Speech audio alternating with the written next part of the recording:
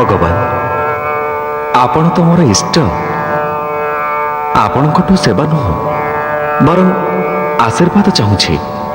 ନିଜକୁ ନ୍ୟୁନ ବିଚାର କରି ଅନ୍ୟକୁ ସମ୍ମାନ ଦେଇଥାନ୍ତି।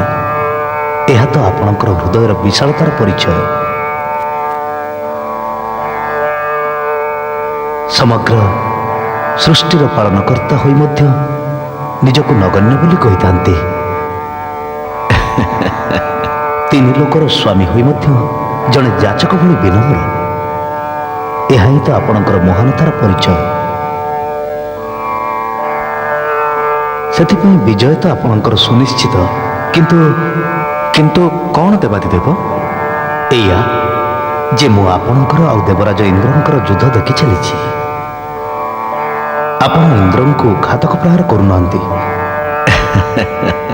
ମୋତେ ଏମିତି ଲାଗୁଛି ଆପଣ ତାଙ୍କର ରକ୍ଷା କରୁଛନ୍ତି ବାସୁଦେବ।